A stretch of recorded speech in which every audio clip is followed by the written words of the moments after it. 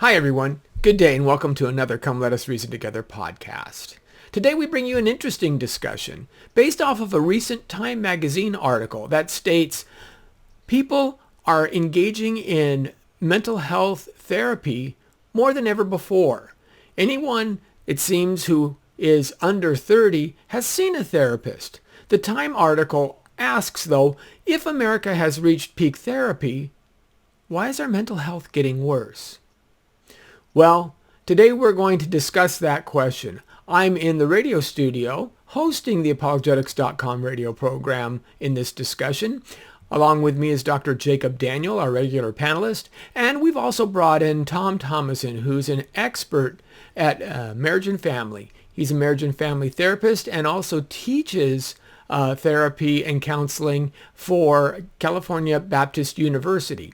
It's an interesting discussion, and it's important as therapy continues to play a more and more decisive role in really even decisions that are controversial today, such as transgenderism or other issues where mental health comes into play. What do we make of therapy, and what is Christian therapy? Is Christian therapy different? So join me and my guests as we dive into the question, is therapy doing more harm than good? On this, Come Let Us Reason Together.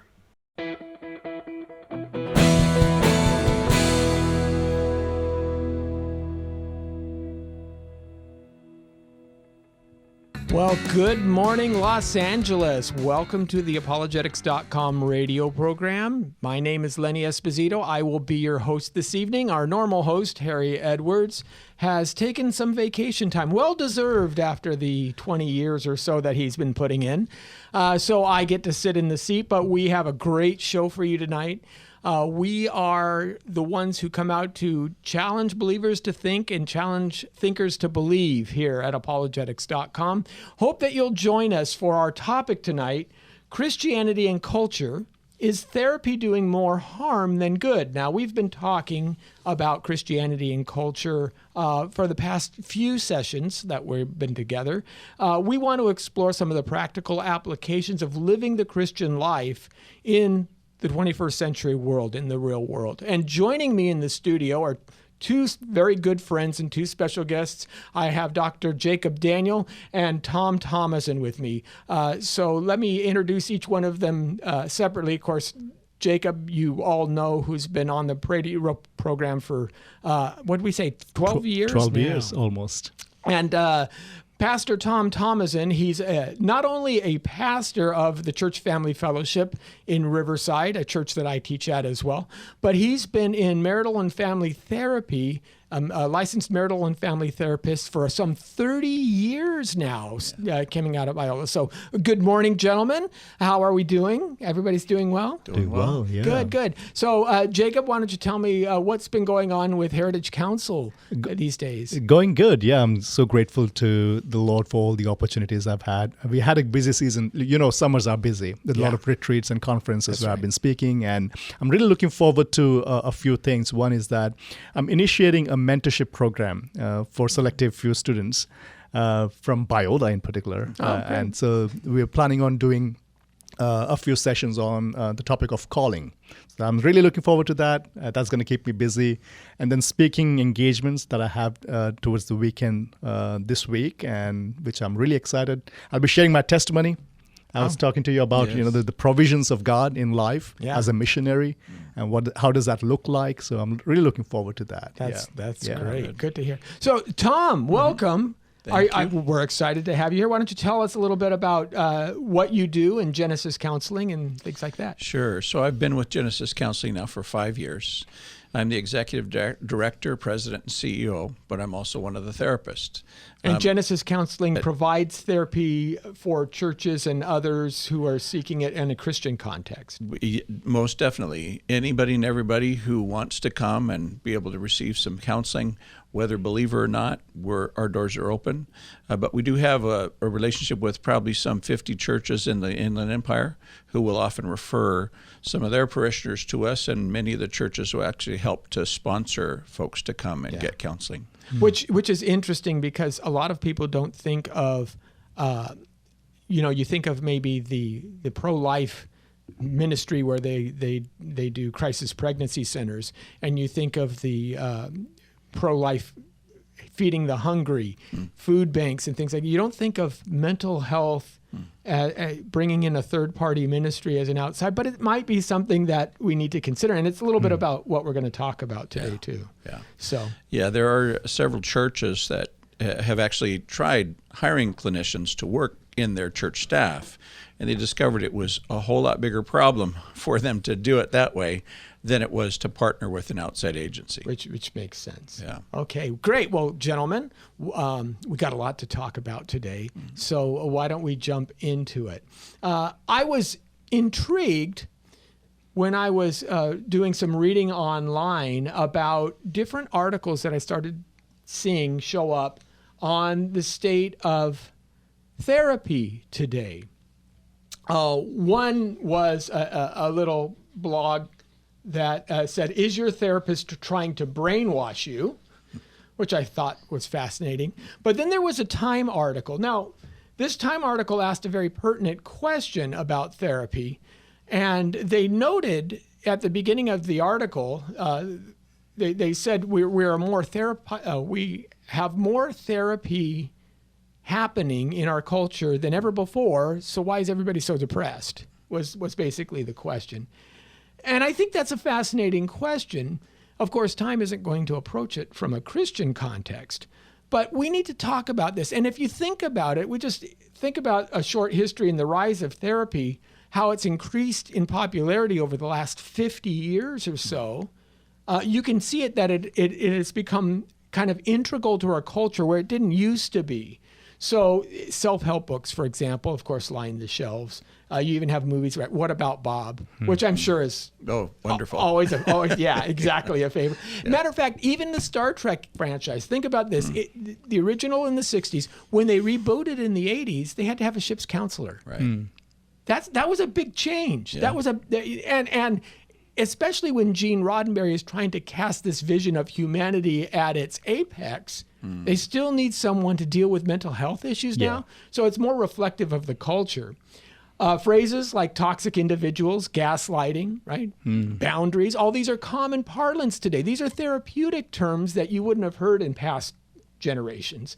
And the article notes that professional services are on the rise. JAMA Health Forum reports that even from 2019 to 2022, use of mental health services jumped by almost 40% for individuals who at least would have some kind of insurance coverage for those services. And when I talk to young people, it's never a question of, have you had therapy? It's who is your therapist? There's almost an assumption that, of course, if you're breathing, you should be in therapy. And I want to talk a little bit more about that as we get down the road. But as I said, the stats are also showing that there's a rise in depression, that the National Alliance on Mental Illness, for example, put out a report called Mental Health by the Numbers. They say 22.8% of U.S. adults experienced mental illness in 2021. That's 57.8 million people. That's 1 in 5. People have had some kind of mental illness experience in 2021. 5% experienced serious mental illness. That's 1 in 20. 16% of U.S. youths, this is supposed to be the most carefree times of our lives, supposedly, 6 to 17 experienced a mental health disorder in 2016. And 7.6% of U.S. adults experienced a co-occurring substance use disorder and mental illness. Some 19.4 million people. And it's fascinating to see, even if you break it down by demographic, where the prevalence comes in. Of course, the one that actually sticks out more than anything else, for non-Hispanic white, it's 23%, for example. That's the mean. Asians are low, 16.4%. Lesbian, gay, or bisexual are 50%, which is interesting. And on those, by condition, anxiety disorders are by far the most, 19.1%. But bipolar disorders, eating, schizophrenia is less than 1%, very, very small. So the Time article asks, America has reached peak therapy, it says. Why is our mental health getting worse? And the article says this: something isn't adding up. Even as more people flock to therapy, U.S. mental health is getting worse by multiple metrics. Suicide rates have risen by about 30% since 2000. Almost a third of U.S. adults now report symptoms of either depression or anxiety. That's 3 times as many as in 2019. And it goes on to say, as of late 2022, 31% of U.S. adults considered their mental health excellent, but that's down from 43% 2 decades earlier. So the trends are going in the wrong direction. And Dr. Thomas Insel, he's a psychiatrist at the National Institute of Mental Health, he was from 2002 to 2015, says this kind of stat isn't true for cancer survival. It's not true for heart disease survival. It's not true for diabetes diagnosis or almost any other area of medicine. So why is mental health becoming worse? So first of all, what do we take of all this? Are we over therapizing? Are we using therapy in the wrong way? Or is it possible that as therapy becomes more mainstream and more in the spotlight, you find more deficiencies because people haven't thought about it before? What's your take on all of this? Well, my answer to that would be that latter of your comments, is that just as you hire more police officers, you have more crime show up because we have more criminals being captured and it's not being swept under the rug. But the truth is that there's also more difficulties that are happening in our current culture just because of how we view things, how we interact with one another, and the change in philosophy just across the board. So I think it's a combination of those two things. I think we have more people going to therapy. I mean, I remember when I worked for Riverside County Department of Mental Health. So in the county system, there was a big push back at that time regarding mental health stigma, because it was not a good thing to be getting mental health treatment. It was looked down upon. It was discouraged.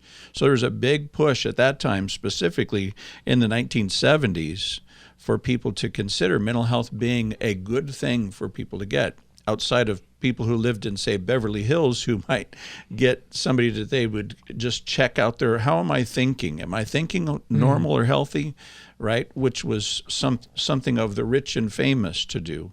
It became something more for the common person to do as well. But it took time. Yeah, it's interesting that you talk about stigma and the number being so low for the Asian community. I think that's still the case. Yeah. Having said that, I think also this is a reflection of where we are heading as a society. I don't know if I should call it progress or regress in terms of the breaking of the community aspect of our existential, reality. Right. We don't have that unit, or the way we think is no more in terms of unit. Family is no more a unit. Yes. Right. It's the breakage of the family. Yes. Individualism is so much. So the focus is on the individual. At the same time, I think the idea, but the longing remains the same. Wanting to be heard, wanting to be counseled or seeking advice and all those things. So I think there is also the need, the felt need to reach out to someone. And who better can it be if you have someone who is not well versed with every detail of your life, who is not proximate to you, wanting to listen to you and hear you, and I think that longing in some sense is being fulfilled, but also in one sense through a stranger. Yeah. So you maintain that confidentiality to the point of not having any interference in your life. So I think those are some of the symptoms that might have also multiplied the need for it in our culture today. So, well, you bring up an interesting point about the focus on individualism, and of course, we spent a lot of time on Carl Trueman's book. Yes. On the triumph of the modern self. The modern self, and in past societies, our measurement of the good and our understanding of how we fit into society was always external, right? And Truman makes a point of this. You measured yourself by economic standards. Am I being successful? I may not be a Rockefeller, but I'm not living in the poorhouse, and that was good enough. Or maybe you measured yourself by your religious standards. Am I a good parishioner? Am I being part of the church? Am I contributing to the community? But today you measure yourself by yourself. And it wouldn't surprise me that part of what's feeding into this is the idea that when you self-check, it might not be as pretty as you think, because all your own secrets. Yeah. Right. I have a term for it. Actually, I adapted it. So I call it moralistic therapeutic selfism. Oh, okay. Nice. Nice. So you're seeking that you do have a moralistic standpoint. Yeah. Even when you're approaching whatever issue might be in your life, but you're seeking therapy, but you're then pointing to your own self to find it. Yeah. Well, this and I definitely want to get your comments as well, Tom, because this also feeds into some of the things that we see. You know, psychology doesn't have a kind of a scientific objectivism. There's no ruler or outside. Say, if you're looking at cancer, you can compare the number of cancer cells prior to treatment, number of cancer cells post-treatment, right? You can you can look at blood pressure statistics and see if your blood pressure is high or within normal limits. You have objective external criteria against which you can measure. With the idea of therapy right now, the only thing that they have is the Diagnostic and Statistical Manual of Mental Disorders, and that is a fluid thing, and it's always changing, right? Because we're at DSM-5. Yeah, actually, It's becoming TR thicker now, day by but day, yeah. I believe. Five TR. Yeah, Okay, yeah. and between 3 and 4, and then 4 and 5, there was some significant political Correct. things that were going on. So, how do you approach that? And Well, in terms of so actually, I'm also a professor at California Baptist University. Okay. So one of the things that I recently, in going over with my class, was talking about the kind of the history of DSM, and the initial status of any kind of DSM thing was back in the 1840s with the very first census that then asked a mental health type of question. Oh, really? Yeah.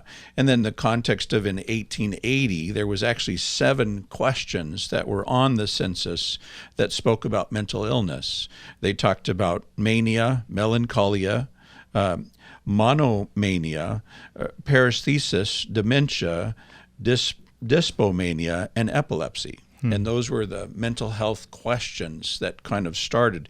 The first DSM was 1952. okay, And from there, what was a fascinating thing was that, this will be a controversial but also fascinating thing, was that in 1952, APA listed homosexuality in the DSM as a sociopathic personality disturbance. Okay. And then in the second publication of the DSM, they identified that by the 7th printing of it, that it was no longer listed homosexuality as a disorder. But then it returned back in the DSM-3. really? Yes. Okay, so it was out in 2 Yes. and back in 3. Yes. And once then it came back into 3, then there was this big old debate about whether or not it should be a disorder. And it was more honestly politically motivated than it was anything other than that. The group that comprise basically the editors of the DSM are actually a very small group. Yeah. And they tend to be kind of homogeneous in their philosophies. Would that be fair to say? Well, I think that would be accurate to say. I think there's, and yet at the same time, I think to just label it that way, and so therefore there's no value to it, no, would I also don't- be unfair. Yeah, I think that's right. Yeah, You're correct. But because ultimately what you're trying to do by identifying things is being able to label something so we can actually track it and identify, what then can we say is something that's helpful to it. Right. And the reality is I was going through the whole mental health field while managed care became a thing. So when everything shifted and counties managed their own money as opposed to just coming straight from the state, then governments got more involved in deciding, well, we're going to throw money at stuff that you can only provide us with some stats because you don't have any stats to support what you're doing. So that was then the development of several different types of theories, cognitive behavioral theory as an example, which then had stats to actually support it. And so the government starts supporting all of these researched and developed kind of theories that provide something to measure. Yeah. So once that happened, then everybody starts shifting that direction. Okay. But it was also trying to connect it with what are some of the current standards. And so the DSM-5, as an example, then started to connect with what's the ICD-9 or ICD-10 now, which is what the medical field uses. So by connecting with the medical field, then again, mental health is able to gain a little bit more respect, let's say, within some of the things that they're doing. Well, so we have the DSM, but that's not the only criteria. Of course, the ultimate criteria is the patient's own understanding of how they feel. Yeah. And that's, of course, wildly subjective, or can be. Absolutely. Well, and it's also understanding, even as I talk with all my students, it's always about relationship. So it's not just that individual's experience, but it's their experience in interaction with others. And so oftentimes, you know, might see therapy as just an individual thing, but I work with couples, I work with families, I work about relationships typically as we're talking about things. So yeah, you mentioned about getting a name or a label to something does help us to then. Yes. So when it comes to individuals and subjective experiences, Yeah. because every individual is unique. Yes. When it comes to, and even with relationship as well, would there be any damage in labeling because you're limited with labels? Yeah. There are only certain labels that you have, Yeah. and do you have a situation that looks unique and doesn't fit into all the labels? What do you do then? yeah, and so in reality, let's talk about the value of any label in that context, even the value of that. Understand that government's looking for something where they can identify something that they can say, yeah, we're paying for that, right? The second thing is insurance. Yeah. Insurance needs to have a label so they can say, yes, we'll pay for that. Right? The other part of it is that it provides me as a clinician a way to communicate to another professional, here's what I'm seeing in this person. So if they follow up, they know kind of already what I've assessed or determined. Those are the values of it. And then, of course, then you deal with courts, and so all that information goes to court. But in terms of the individual, kind of historically, it was almost as though that label was not something you shared with your client or with your patient. So it's been more recent, more relatively new, that you would go ahead and share that with your client, or you might address that with your client. And when it starts becoming popularized, like 4 out of 5 dentists choose this kind of toothpaste. Same thing with DSM diagnosis, the most latest and greatest diagnosis that comes out. Then everybody says, Doc, do I have this? Well, first of all, I'm not a doctor, but you know, there's some symptoms related to that. So in part, it's somewhat motivated by the patient when we get to more of these personal, popularized kind of different diagnoses. So there's not a, so for example, I know that because my son's autistic, when they test for autism, there are like 13 or 14 specific categories or traits that they're looking for. Is the individual, can he be empathetic to another? Is he talkative? Does he make eye contact? You know, there's actual objective criteria, and say, okay, if you fall into 9 of these 13 categories, then that classifies you in this. Is that true for many of these diagnoses, or is it looser than that? No, it's very much true of those diagnoses. That's why I'm saying with the further developments, there have been more specific criteria associated to that. So it's becoming more and more refined. Yes, much so. Yet there still is, as in all aspects of different things, there's political input. You know, people want to participate in the DSM committee, right? And so how do they have time to do that when I have no time to do that? I'm seeing clients. Well, they're looking for being able to make a name for themselves or push a particular agenda. So there is some of that sway that filters in. Well, let me ask you this as well, because you had said something in a previous conversation that we had that I thought was actually really enlightening for me, not merely for the psychology, but for other aspects of our culture as well. Like I said, our young people seem to believe that you should all be in therapy. Matter of fact, I talked with one individual who said, everybody's got problems. Everybody's got things to hide. Everybody needs a therapist. Yeah. And I thought that's like saying everybody's got some, defect. Everybody needs a plastic surgeon. And it's that shouldn't be the case. If it's a defect, yeah, you fix it. But there's some things that are just part of life. There's some people have a birthmark and they'll live with it. They don't go to the plastic surgeon. Some people will have some things that they just need to, they live with. But I think this is true for a lot of secular psychology. When all you have is a hammer, the solution to every problem looks like a nail. Right. And what you had said is with therapists, many of them, they see a person present. And what they say, they of course, because this is their training, they go for the therapeutic response, the therapeutic answer. And the answer may not be therapy. It may be, hey, you need to think about others more and yourself less. It may be community. It may be another answer beyond the therapy or beyond the medication. I'm thinking of the Ritalin craze that happened in the 90s where everybody, all the teachers wanted to calm the boys down. Well, maybe it's the teaching practices that are the problem. Maybe boys need to run and need to build things with their hands, and there's a subset of our culture that just simply needs to be active, and that's how they learn better. That's a possibility. Or maybe we need to be strict authoritarians the way they taught in the 1800s, where you could paddle a kid.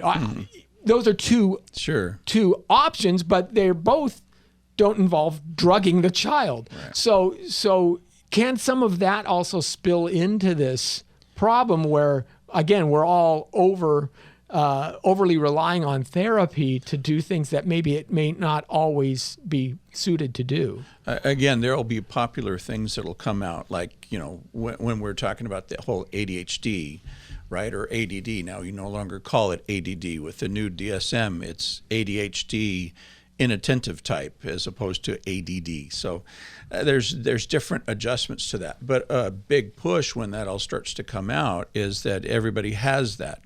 Well, and predominantly boys are going to be identified as that, right, because they're very much more active, whereas girls are more verbal, and so their activity is a different kind of a dynamic. The complications and the behaviors are a different type of dynamic.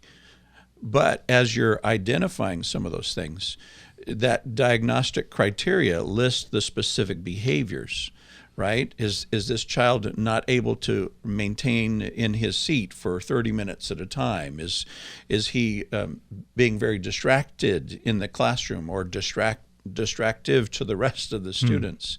So there's specific criteria that does identify the specific traits, much like as you were talking about your son with autism. The context is certain things then become popularized. And when that happens, then everybody's saying, well, here's the solution, just medicate them. The truth is any good therapist understands that there's multiple influences participating in what's causing the problem. There's an issue of parenting. There's an issue of diet. There's an issue of, is there a need for medication? And a good therapist, based on what's happening, would make recommendation to say, I need you to go to your general practitioner and get a complete physical with blood work. We want to rule out, is there any kind of physical issue that's going on here? Right? Does the child have high blood pressure, low blood sugar? All of that could be irritating to them, and therefore they're just really uncomfortable in the class. Or do they have a hearing problem?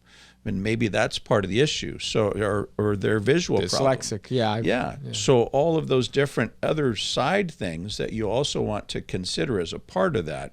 But primarily, when you give a diagnosis, that diagnosis is supposed to be the primary kind of driving issue. Typically, prior to DSM-5, we were identifying a 5-axis diagnosis, which would include not just the ADHD, let's say, but may also include some physical health issues associated with that diagnosis. And kind of a global assessment of functioning, which is talking overall how they're functioning. So you're considering all these other components as well. So it's really, what is the driving force? And that's typically where the diagnosis comes in. For a lot of the things that I do at Genesis Counseling, because we don't bill insurance, I don't focus on a diagnosis unless there's somebody who's saying they need to have, they want a copy of my chart notes or something. What was the diagnosis? Or somebody's needing a report for court. Well, then I'll provide a diagnosis. So that actually, you are the homeschool version of counseling. Yes. That's right. Yes. The Christians always do it a little differently. Yes. But they're great at the spelling bees. So well, that's fascinating, Tom. And I wonder, and again, as we're pushing up against a break here, Sure. but it does. Of course, when this spills into the popular culture, we live in an era where they think, the magic pill will cure everything. Right. And so and most teachers, unfortunately, diagnose because they're just, he's always been a problem for me, so he must have ADHD. And they make the suggestion, they plant the seed in the parent's mind, and the parent plants the seed in the therapist's mind, and it can be a self-fulfilling prophecy to some extent as well. Sure. If the therapist isn't diligent, Right. And if the therapist, of course, they're there to make money as well, and treating a new patient is always helpful. And you can see how in many circumstances this thing could run away with itself. And again, you're trying to bill insurance in the great majority of cases, and so therefore you need to have a label to assign payment, and what's the standard of practice in terms of how long you can see a client. All that's insurance driven for the most part, because they're trying to assess, how do we pay for this? Yeah, follow the money. Yeah. Okay. Well, that's interesting. We're up against a commercial break. When we come back, we're going to talk about the philosophy, actually, that sits behind therapy, the three different assumptions and approaches, and what makes Christian therapy different. So hang on. We'll see you right after the break.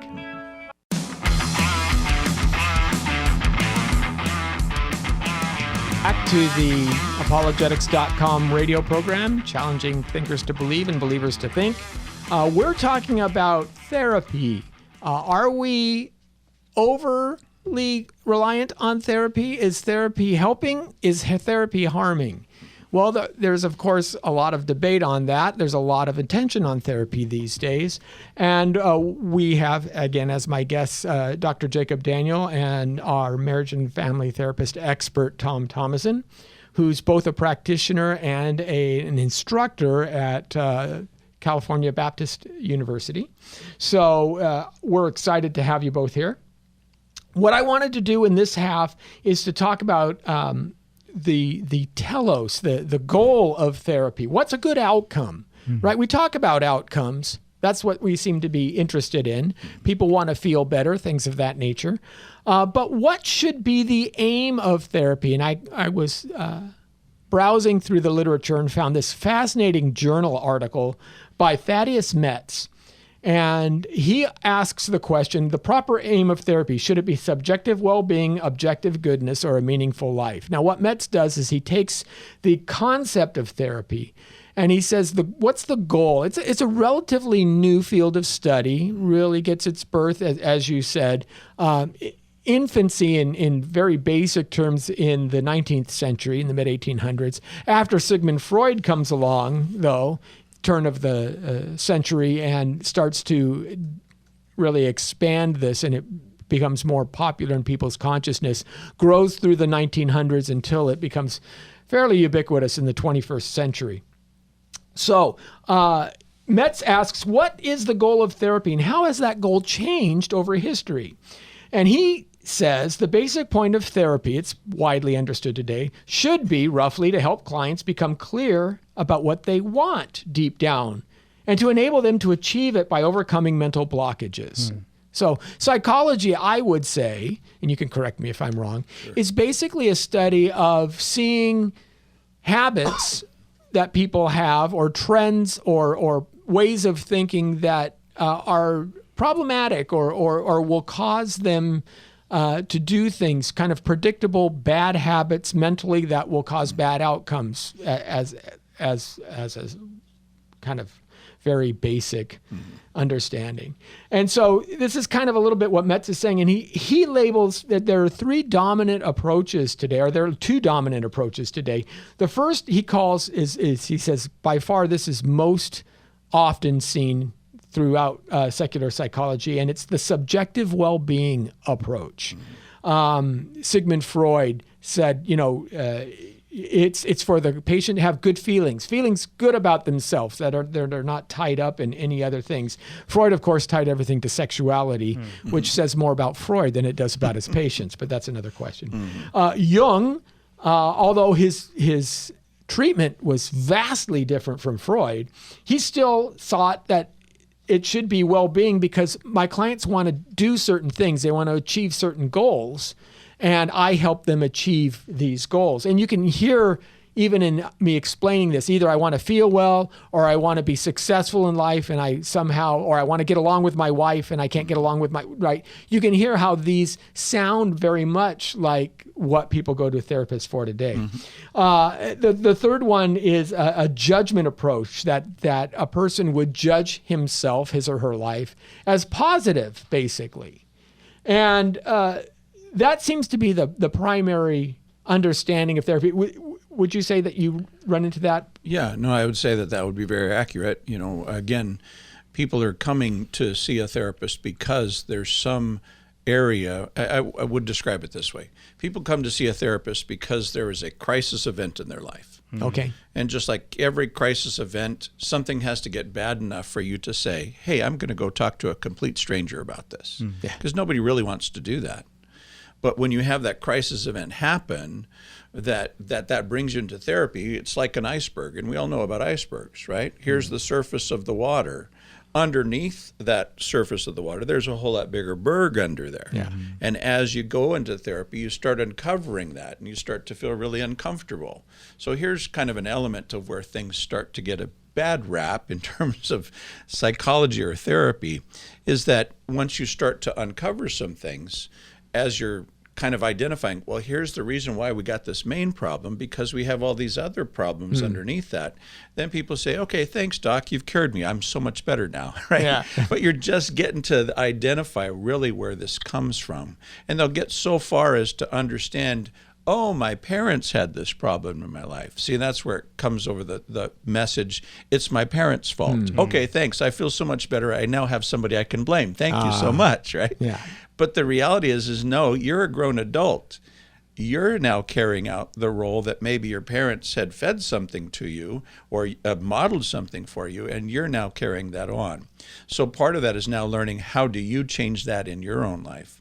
So some aspects of it, yes, it's subjective, because they're identifying that they have a problem with such and such situation. So of course it's going to be a subjective rule to it or governance to it.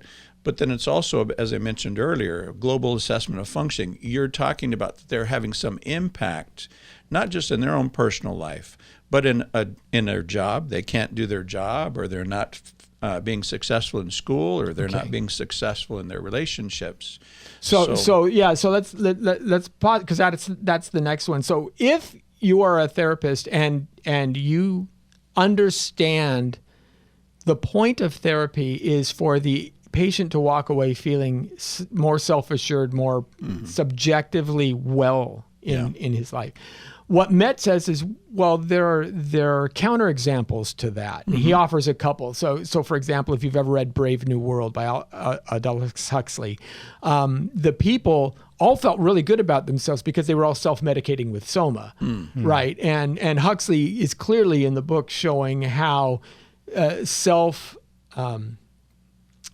medicating and self-passivity just to feel good is not necessarily in itself a good thing. Or a person, he points, Metz offers, what about the person who's a manic depressive and he loves being in the manic state because he gets so much done and he can conquer at work, right? It reminds me of the cocaine rush in the 80s and early 90s. Do we consider a person cured? Do we consider a person well if, well, okay, all we need to do is train you to be in that manic state all the time, or a person who's satisfied with their romance with, a doll, a robot.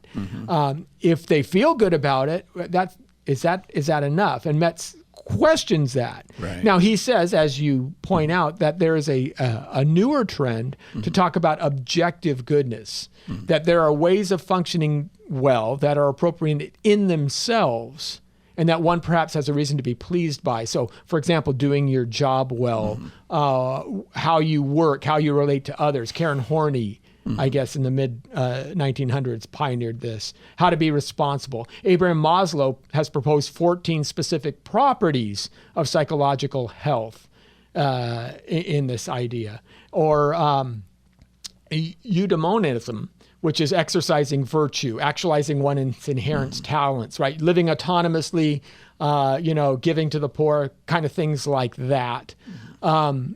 Is objective goodness perhaps a better standard? And these are the two that Metz are saying are dominant in our tradition today, in the culture, and in the practice, I should say, today. So I think that there would be a sense of that objective goodness, but again, then that spills over to philosophy and culture, right? Which is, so whose objective goodness are we going off of? Clearly, as the clinician, I'm going off of what that client is telling me, because again, they're the source of information, unless they're there with their spouse or there with their parents or what have you. They're assessing, they're identifying some of those things. Outside of what they're telling me, I also have the skills and the knowledge to understand some things about normal human behavior, and kind of what you're telling me, that doesn't really totally line up with, your normal experience at a school situation is that you're going to be reading a book and you're going to be having a test, or you're going to be writing a paper, and you're telling me you don't have any of that happening in your school. Well, how are they measuring whether or not you're being successful or not? Right? So there's different standards in terms of interactions or behaviors. Part of that is cultural. I mean, the fact that somebody may have their 5th DUI, but they're saying they don't have a problem with alcohol. Well, there's an objective a reality here that you're denying. And so we'd talk about denial and circumstances, and why are you doing that? What's going on here? So it's a mix of comment, and maybe there's a question hidden here. Sure. So you talked about this subconscious level as well. And I'm speaking as a Christian now. Sure. Looking at an issue or maybe an individual. There's a conscious level and then the unconscious level. I wonder if we give too much power to the unconscious, that it has the power to fix the conscious, without realizing that our unconscious self as well needs redeeming as much as the conscious. Yeah.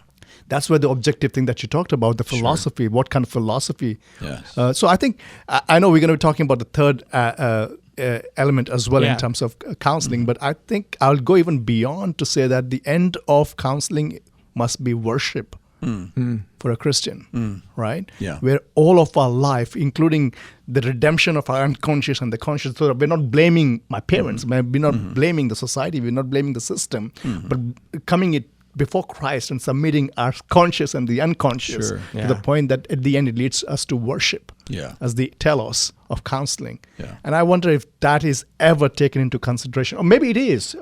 I'm just being ignorant here.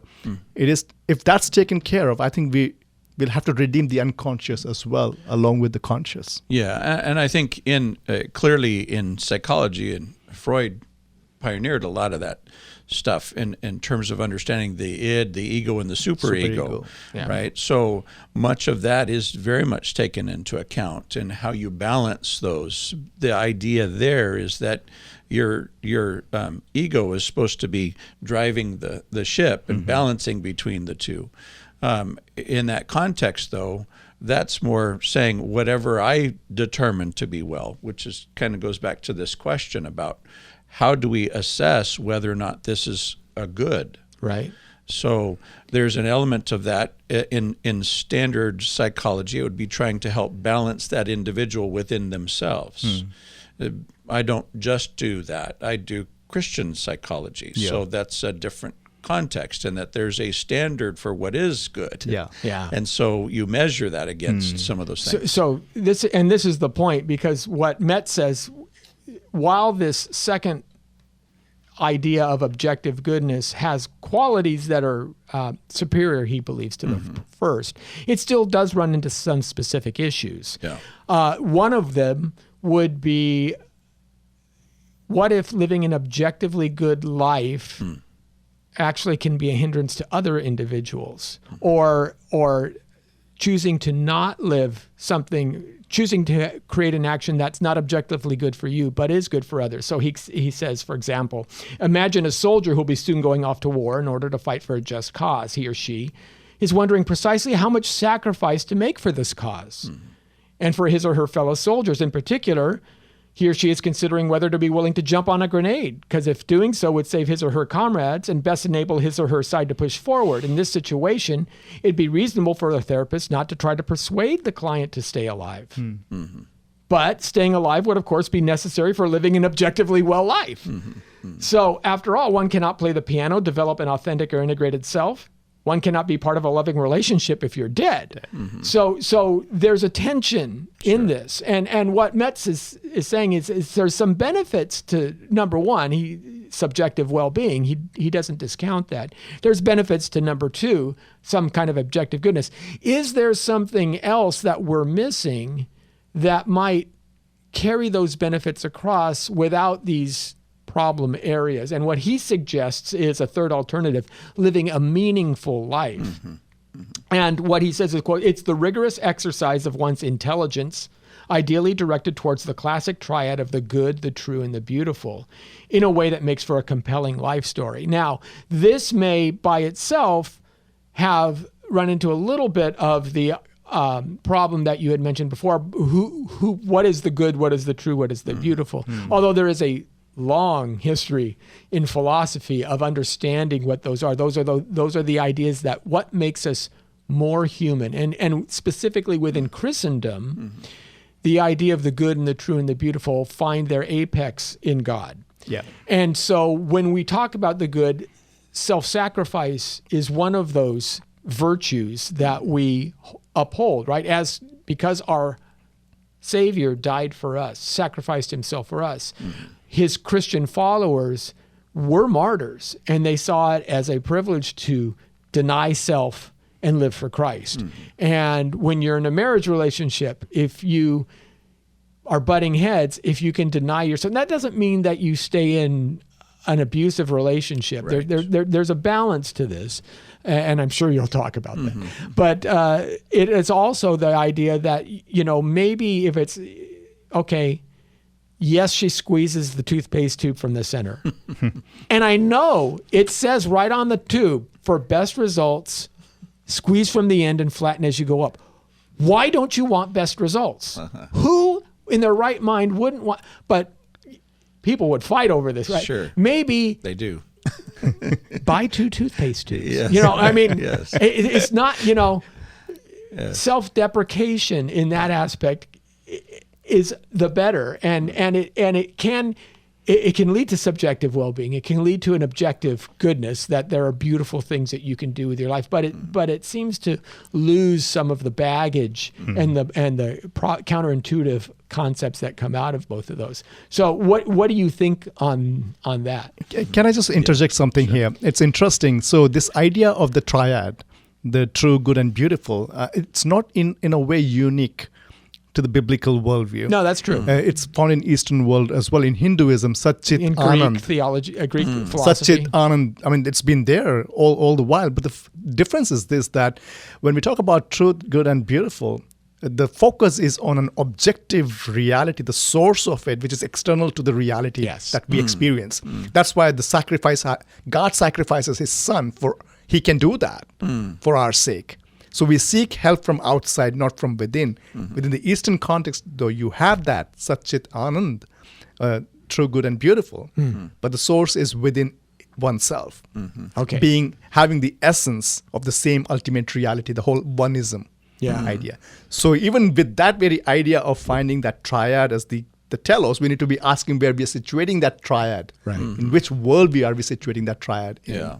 Because that, as you're just defining that, the oneism, meaning me as the individual one. So me having the essence of the divine. Oh, okay. So I have to look within now to find meaning. Yeah. So I am God for myself. I can make that judgment. That's where you get the meditation. You start doing the Om chant. Self-actualization. Yeah. Yoga. Self-realization. Yeah. Right. Well, and that's where I would have clients who might come in who, believe it's good for them to drop acid, and, they can experience this kind of inner self, and they love that. And so they would do that even though it may be to the detriment of their marriage. Yeah. Right? Well, but in that context, that's all within myself. Yeah.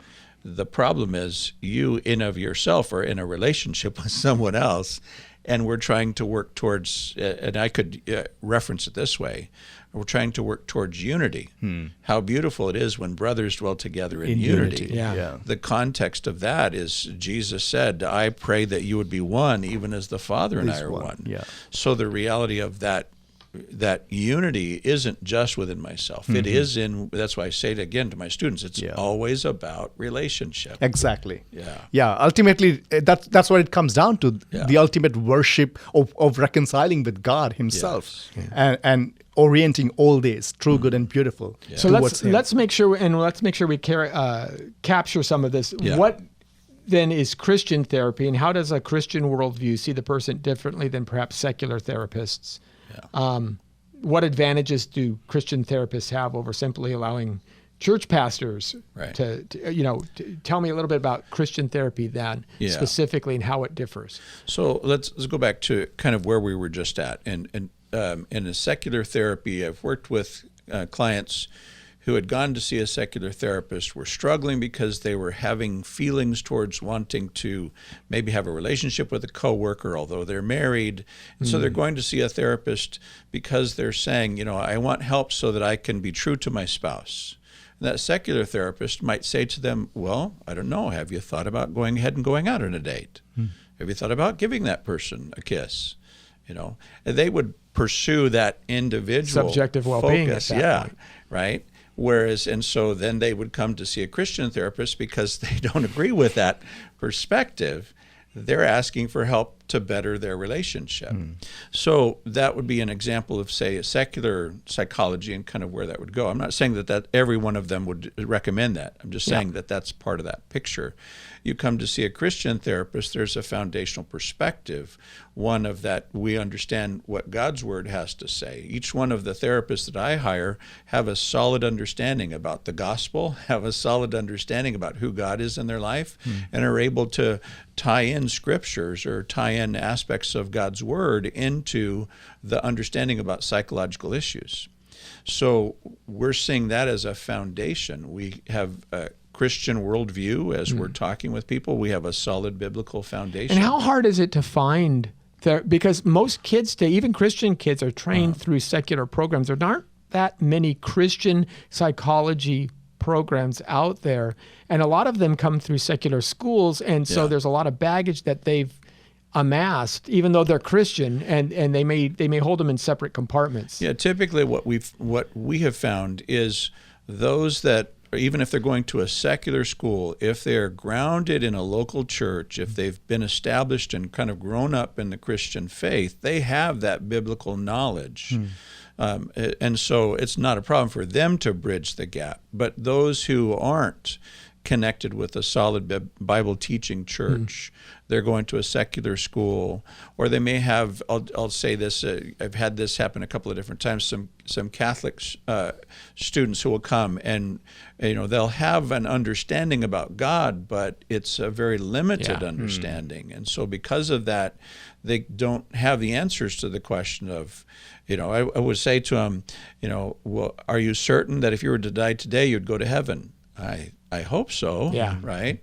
And if you were to die today and stand before God, and He was to ask you, Jacob, why should I let you into my heaven? What would you say? And they would say, well, I've given in the offering, I've tried to do really good things, and so so the context of what they understand about the Bible is very limited. Okay.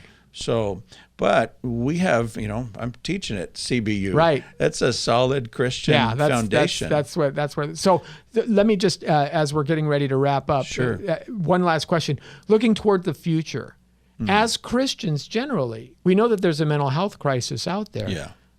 What should we do? How do we use the gospel? How do we use the church as a sanctuary to nurture to these people? How should we as Christians approach a suffering age? Well, and you also asked this question, and I didn't answer it earlier, so I want to capture that as well.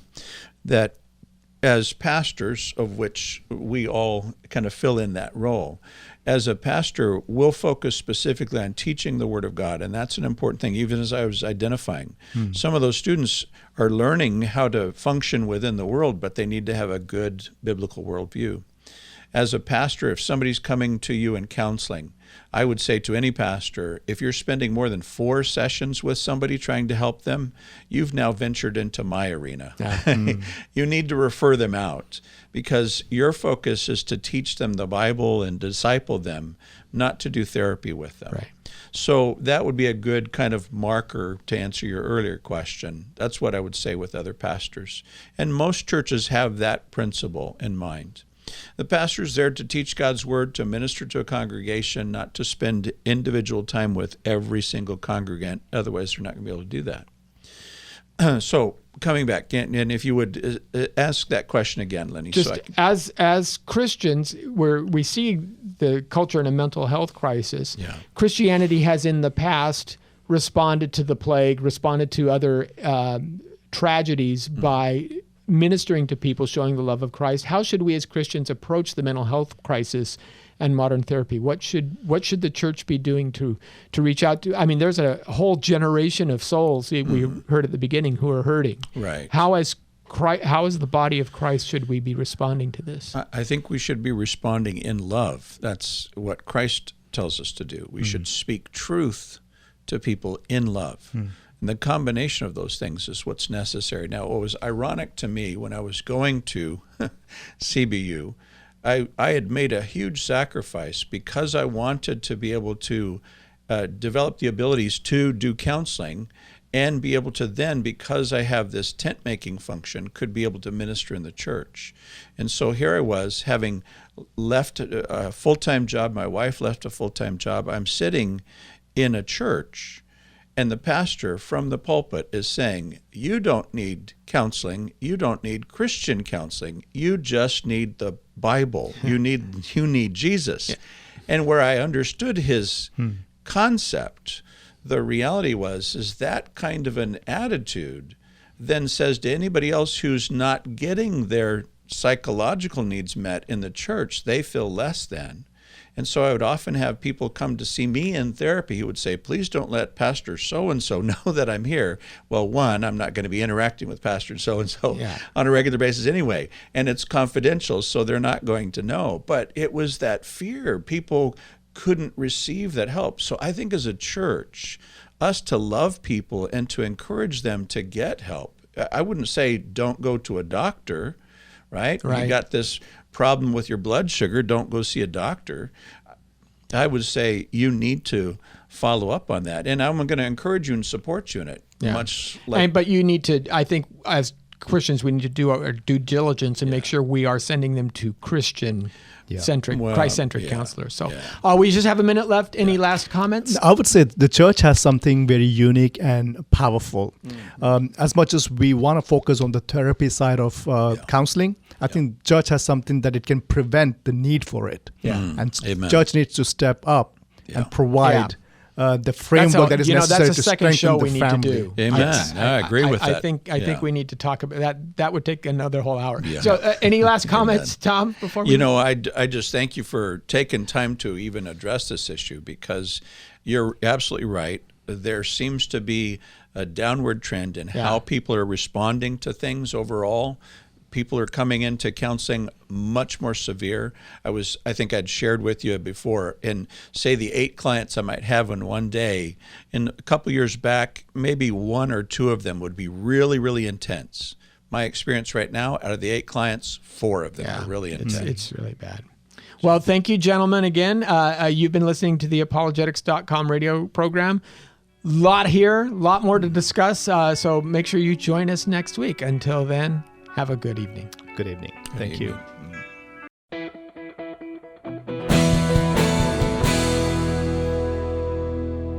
Thank you for watching this Come Reason video. I hope you enjoyed it. If you'd like to see more videos like these, consider subscribing to our Come Reason YouTube channel by clicking on the subscribe button. And you can follow us on social media. Lastly, if you'd like to help keep these kinds of videos free, consider providing a donation by clicking on the donation button beside me. Thank you.